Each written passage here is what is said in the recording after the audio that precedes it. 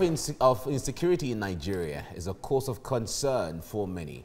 Almost on a daily basis, the news is filled with stories of kidnappings for ransom, armed robbery, and wanton killings. Nobel laureate Professor Wole Soyinka recently called on President Muhammadu Buhari to declare a state of emergency over the rising insecurity in the country. Joining me now is the Secretary General, Ijaw Youth Congress Worldwide, Alfred Kemepadu. Alfred, it's good to have you join me. Thank you. Good morning. Right. Well, if you put Nigeria on a platform now like this and say, okay, insecurity issues, I feel nowhere is spared. Everywhere, every part of the country has its own, issues. Either it is issues of herdsmen or banditry, or is Boko Haram or kidnapping, or, and all of that. It's just all over the place. But if we have to narrow it down, what do you think are the biggest challenges? Why the military, we see them on the streets, the police, we see them on the streets. In fact, vigilantes, we see them on the streets. Everyone is on the streets now, but we still have these challenges. What do you think are the main issues here?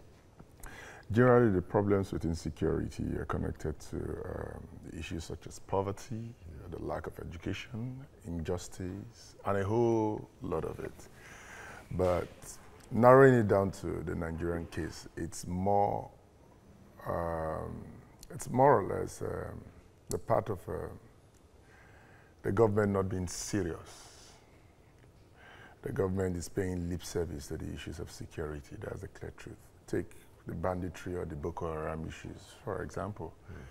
You get to discover that the government talks and there's really no action backing it up, and they are not serious to take the action. Everything is being politicized. There's a lack of trust. Our army is fast losing the capacity to fight, as we can see. Not because...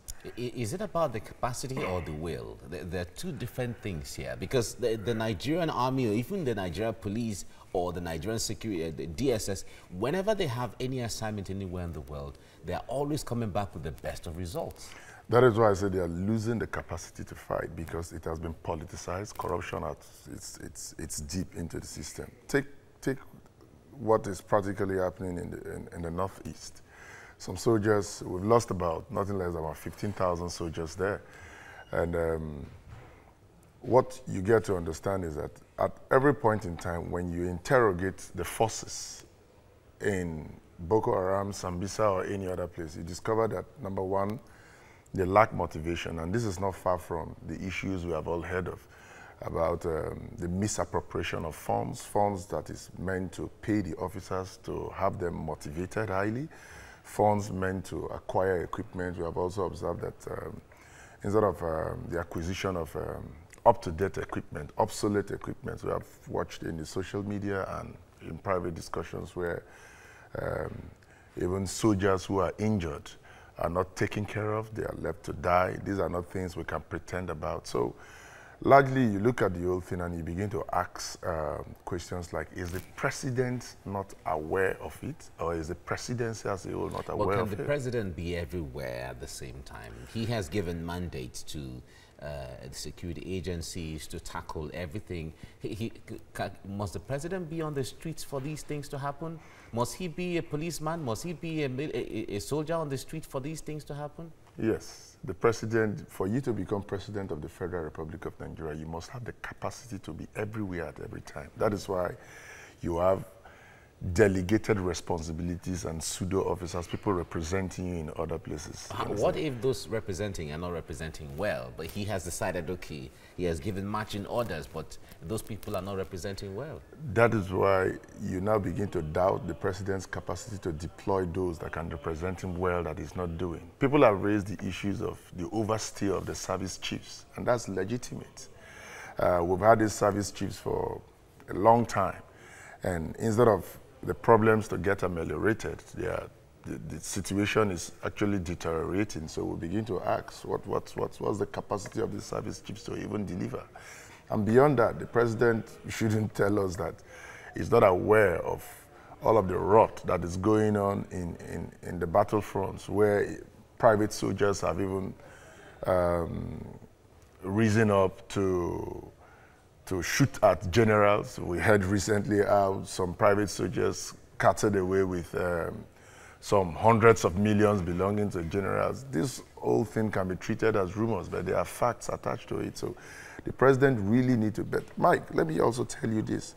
Sadly, there is also the commercialization of security in this country. I can tell you that for free from my experience in the Niger Delta. Insecurity is business for so many people in this country. So when there is insecurity, huge budgets go to these areas of insecurity. So you discover that top military officers, top security chiefs, top security officers, generally speaking, are making more money from this whole thing. But, you know, but the truth is, how well has the president been able to deploy our tools of investigation and our tools of overhauling to ensure? All right, as a way of bringing people to book those who are found wanted. Exactly. All right, we have to leave you here for now. Alfred Kimepado, thank you so much for coming on the program. Thanks for having me. Thank you. Yeah. Right.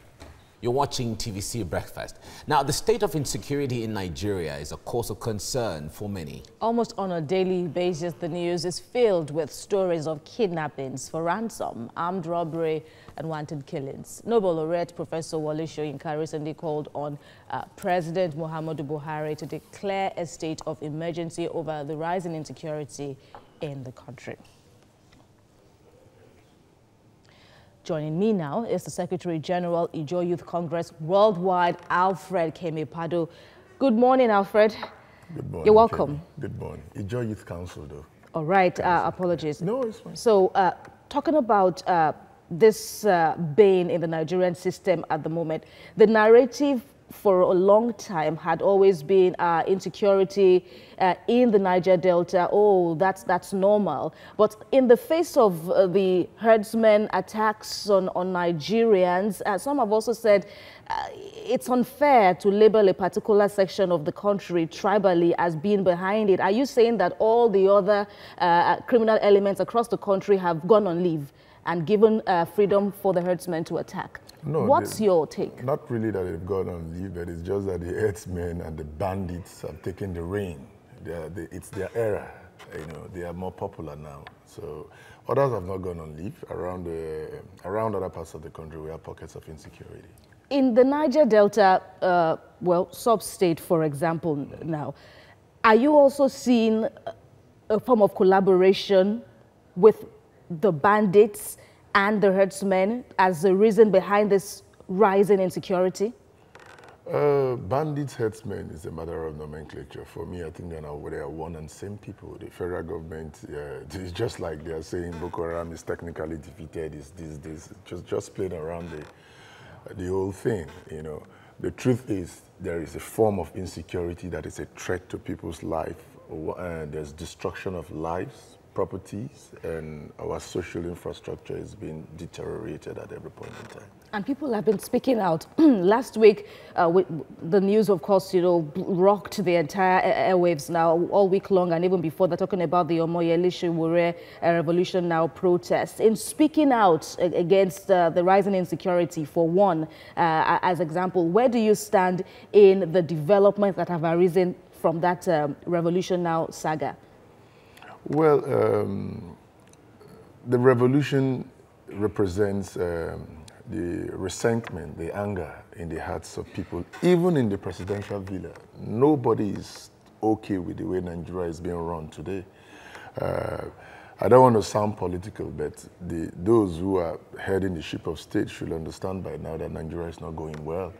We just read a report the other day that, recently, I think yesterday, that Nigeria spent about $54.5 billion, $54.6 billion importing petroleum products, while we made about $54.5 billion exporting it.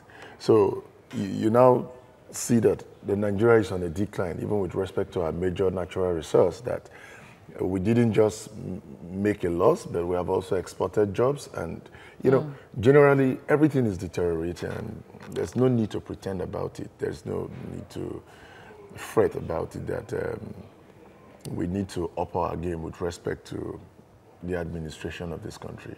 And in curbing youth restiveness, not only in the Niger Delta where you are a loud voice, but elsewhere. What new measures do you advocate, for instance? We need to rejig our justice system. There's so much injustice in our justice system. So we need to take care of that front line. Secondly, particularly the Niger Delta, you see, I've said this many times. Part of the causes of insecurity in the Niger Delta and other places is unemployment. And especially the Niger Delta, where you have this massive reign of insecurity. The way you can curb insecurity is to deploy industrialization to that environment. By that, get Niger Deltans and others who have the local competence to begin to, create the opportunities and create the opportunities to create jobs. Encourage local companies. Recently, I saw the political fight against local corporations such as the Belema Oil and others who are creating jobs. For political reasons, you begin to observe this attack or this. And so for you to bring security to the Niger Delta, you need to really concentrate more on the creation of jobs, and that is by encouraging locally made companies, local content. Alfred Kemepado, thank you so much for your contributions on the program this morning. Thanks for having me. Insecurity in Nigeria is a cause of concern for many. Almost on a daily basis, the news is filled with stories of kidnappings for ransom, armed robbery and wanton killings. Recall that Nobel laureate Professor Wole Soyinka had called recently on President Muhammadu Buhari to declare a state of emergency over rising insecurity in the country. Joining me now is Secretary General, Ijaw Youth Council Worldwide, Alfred Kemepado. It's good to have you join me right now. Thanks, Mike. Thank you very much, Alfred. Now, when you call on an average youth, especially anywhere in the country, what is the problem? What are you going through? There's always the quick pointing fingers to the federal government. The federal government hasn't done this, federal government hasn't done that, and all of that. You have to narrow it down to where you come from, especially in the South, where you have worked with a lot of young people that we have also done reports on. A lot of people also talk about the issue of what the federal government is not doing, but they're not talking so much about what the state government can do and what the local government can do and what, and all of that. We have the NDDC, we have the Niger Delta Ministry, we have, even 13% derivation, which young people are also supposed to benefit from. Talk to us. Everybody talks about the federal government because the federal government has taken too much. Okay. The state governments are just like puppet or pseudo governments. Let me give you an example. For you to, like the state I come from, Bayelsa State, we're rich in gas, rich in oil, and also rich in agriculture. But you see, for that kind of state, if you want to take advantage of your gas potential, let's even forget about the oil, to generate energy, to make the state productive and probably even export to neighboring states, you must first comply or have the federal government permit you to do that, which you may not achieve because of the politics that is associated with such permissions. You want to build a seaport, everything is around the federal government. There's too much on the exclusive list, and there is so little in the concurrent list that the state government can exclusively or concurrently take. So everything goes back to the federal government. You talk about security. So the truth is, we need to unbundle the system. We need to restructure, if you want to say, or rejig or reorganize this country in such a way that everybody, every state can begin to develop according to its own pace, using the advantages around and be more productive. After all, that's our perspective. Is it the absence of that rejigging or the reorganization, so to say, or maybe even restructuring, as some people will put it, is it the absence of that is leading to a whole lot of issues of insecurity in parts of the country? Definitely so, because number one, first, security is first local. And let me also tell you, forget about the pretense that the security agencies don't know where these criminals are. They know, even ordinary people know. So if we have to restructure even our security system and make it more locally based, you understand, it can get finer. That's the truth. Then secondly, you can also take away the issues of unemployment, the issues of underdevelopment. And let me tell you the truth. this country will never develop the way it is. See the way this country is structured. This country is structured in such a way that a road passing through my village, Odoni, in Sabwama, sometimes is being referred to as a federal road. And Buhari may not go there for the rest of his life. And the country is structured in such a way that the construction of that road has to depend on a Buhari that may never go there. So our development is not connected. So we need to restructure the country in such a way that, or rejig the country in such a way that people and states can begin to develop and concentrate on look at what Festus Keyamo was saying. Just a marriage dispute or a land dispute in my community can get up to the Supreme Court in federal government. So it's an abuse of system. So we need to understand. Okay. All right. That's why a lot of people are talking about the issue of going back to the Republican Constitution of 1963. All right. We have to leave it here now. Alfred Kimepado, thank you so much for coming. Thank you very much. Thank you. Thank you. Right. Thanks for having me.